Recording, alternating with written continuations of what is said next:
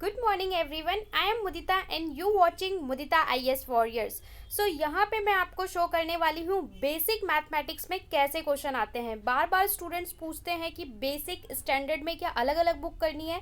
मैंने आपको पहले भी बताया है कि बुक सेम रहेगी, एनसीईआरटी की सिलेबस भी सेम रहेगा। बस जब बोर्ड एग्जाम देने जाएंगे तो वहाँ पे जो स्टूडेंट्स बेसिक मैथ्स लेते हैं उनके क्वेश्चंस थोड़े इजी आते हैं, उनका पेपर अलग आता है, और जो स्टैंडर्ड लेते हैं उनके क्वेश्चंस थोड़े टफ आते हैं। यहाँ आपको नजर आएगा मैथमेटिक बेसिक, तो इसको आप देख के पता लगा सकते हैं। यहाँ पे मैं आपको मार्किंग स्कीम शो करने वाली हूँ। मार्किंग स्कीम के साथ साथ आपको क्वेश्चंस भी दिए गए हैं और उसका सॉल्यूशन भी, तो आप ये पता लगा सकते हैं कि लेबल क्या होता है। स्टैंडर्ड का मैंने आपको पहले ही दे दिया था, ये बेसिक का है। यहाँ से आप यही पता लगा सकते हैं कि क्वेश्चन का लेबल क्या होता है और कंपेयर कर सकते हैं कि आपको बेसिक लेना है या स्टैंडर्ड। स्टैंडर्ड उन बच्चों को लेना होता है जिन्हें फर्दर मैथ्स पढ़नी है, यानी 11th-12th में भी वो मैथमेटिक्स को अपना सब्जेक्ट लेना चाहते हैं, करियर बनाना चाहते हैं, और जिन्हें आगे मैथ्स नहीं पढ़नी वो बेसिक ले सकते हैं। ओके, सो ये काफ़ी अच्छा ऑप्शन है। अब देखो, आपने स्टैंडर्ड मैथ्स में देखा था कि 1 मार्क के कैसे क्वेश्चन आए थे। अब यहाँ पे आप लोग देख सकते हो बेसिक मैथ में कैसे क्वेश्चन आए हैं। यहाँ पे 2 सेट सीबीएसई ने ही दिया है, ये पूरा सीबीएसई ने ही रिलीज किया था 2020 में। तो यहाँ पे आप देख के प्रैक्टिस भी कर सकते हो कि ये सीबीएसई की तरफ से स्टैंडर्ड पेपर है। ओके, जैसा एग्जाम में बोर्ड में आता है। तो यहाँ पे है, देखिए एचसीएफ निकालने को दे रखा है 144 एंड 198 बेसिक में, लेकिन स्टैंडर्ड मैथ में इतना इजी क्वेश्चन नहीं आता। लेकिन बेसिक में देखिए बिल्कुल सिंपल एचसीएफ निकालने को दे दिया है फर्स्ट चैप्टर से। उसके बाद यहाँ पे देख सकते हैं ये एमसीक्यू टाइप क्वेश्चन है, ऑब्जेक्टिव। यहाँ पे बस आपको लेबल देखना है, और अगर आप बेसिक लेने जा रहे हो तो आपको पता चल जाएगा। साथ में आप प्रैक्टिस भी कर सकते हो, जो चैप्टर आपने कर लिया साथ में उस क्वेश्चंस को यहाँ से आप प्रैक्टिस कर सकते हो कि एग्जाम में, बोर्ड एग्जाम में आपको कैसे क्वेश्चन देखने को मिलेंगे। जो ऑब्जेक्टिव टाइप क्वेश्चन आते हैं तो वहाँ पे 4 ऑप्शन दिया होता है, वहाँ पे केवल आपको आंसर सही लिखना होता है, लेकिन इसको निकालने के लिए भी आपको कैलकुलेशन करनी पड़ती है। ओके, और पहले जितने भी पेपर मैंने मार्किंग स्कीम के दिखाए हैं वो सारे आपको टेलीग्राम पे दिए हैं, वहाँ से आप पीडीएफ लेके प्रैक्टिस कर सकते हैं। ओके, सो यहाँ पे मेरा बस पर्पज़ है कि आप लोगों ने अभी सारा सिलेबस नहीं किया होगा। मेरा पर्पज़ है कि आप लोग समझ जाएं कि बेसिक का लेबल क्या होता है, स्टैंडर्ड का लेबल क्या होता है, और पेपर आपके हाथ में हो, दोनों पेपर आपके हाथ में हो, जिससे आप कंपेयर करके उसके बाद अपनी प्रैक्टिस कर सकें और डिसाइड कर सकें। बच्चे ये भी बार बार पूछते हैं हमें पता ही नहीं हमारा बेसिक है स्टैंडर्ड। तो देखिए जनरली स्कूल में स्टैंडर्ड ही रहता है।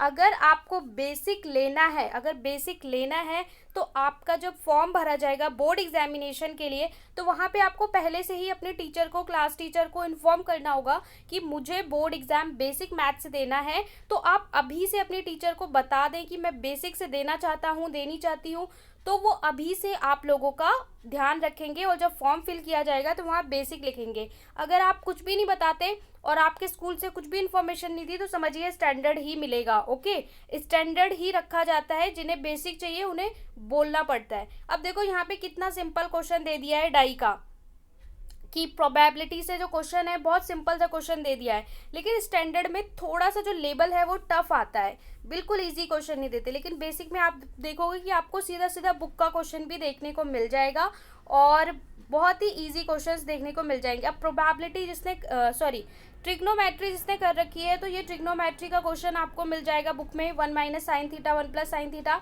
मैंने पिकेडियंस को करवा रखा है तो वो रिकॉग्नाइज कर सकते हैं कि ये प्रूफ वाला क्वेश्चन 8.4 से। ओके, और यहाँ पे भी क्वेश्चन देख सकते हैं कितना इजी क्वेश्चन है। सो इस तरीके के बहुत सिंपल क्वेश्चन भी कई बार मिल जाते हैं। तो बेसिक का लेबल ऐसे समझ के रखा जाता है कि बच्चे को फर्दर मैथ्स नहीं पढ़नी है, 10th तक पढ़नी है, इसके हिसाब से पेपर बनता है। और स्टैंडर्ड में थोड़ा एक लेबल टफ दिया जाता है। ओके, सो ये पेपर है, आप इसे कम्प्लीटली देख सकते हैं। इसको मैं टेलीग्राम पे शेयर कर दूंगी जैसे अदर पेपर शेयर किए हैं, जिससे आप लोग अच्छे से प्रैक्टिस कर पाएँ।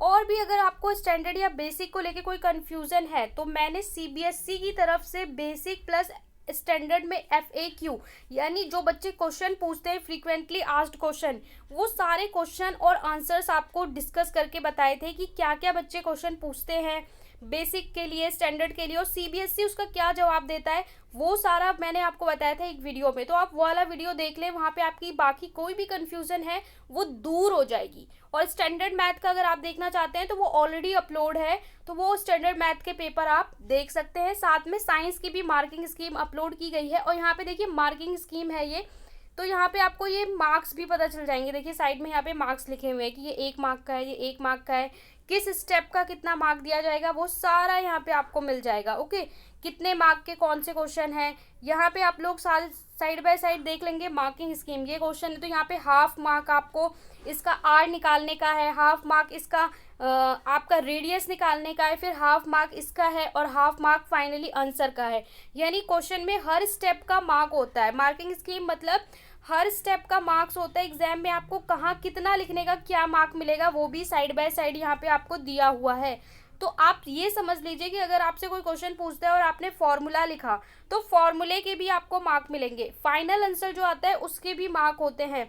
यहाँ प्रूव करने को दे रखा है √3, सो प्रूव करने को दे रखा है तो वहाँ पे भी देखिए स्टेप आपको बता रखा है। ये आपका चैप्टर रियल नंबर से आपका आता है। तो यहाँ पे देखिए जब आप लेट करते हो तो लेट करने वाली इस वाली कंडीशन को भी आपको मार्क मिलते हैं, इसके बाद यहाँ पे मार्क मिलते हैं, इसके बाद जब आप लिखते हो कॉन्ट्राडिक्शन एंड पूरा कंक्लूजन तो उसका भी आपको मार्क मिलता है। यानी हर स्टेप का मार्क्स डिवाइड है।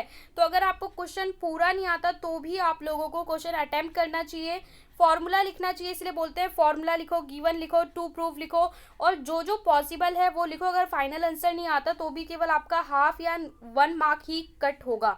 ओके, सो ये पूरा आपका पेपर है, सेक्शन डी है। और इसके अंदर फिर ये पेपर जब सेक्शन डी ई खत्म होगा तो आपको एक और सेट मिल जाएगा। तो 2 सेट हैं पूरे। यहाँ पे देखिए दूसरा सेट स्टार्ट हो जाता है तो ये आप पूरा अच्छे से प्रैक्टिस कर सकते हैं। मैं आपको ये टेलीग्राम पे प्रोवाइड कर दूंगी और इसी तरीके के इंटरेस्टिंग अपडेट, क्लास बोर्ड से रिलेटेड जितनी भी आपकी क्यूरीज हैं, हर टॉपिक पे आपको कंटिन्यू वीडियो दिए जाते हैं। साइंस के मोस्ट इंपॉर्टेंट डायग्राम का वीडियो ऑलरेडी आपको दे दिया गया है जिससे आप अभी से प्रैक्टिस कर सके 2021-22 के बोर्ड एग्जाम के लिए। आपको चैप्टर्स के वीडियो 1 शॉट वीडियो दिए जाते हैं तो आपको हर तरह से हेल्प की जाती है। इसीलिए अगर आपने सब्सक्राइब नहीं किया है तो do subscribe and hit the bell icon for never miss any update.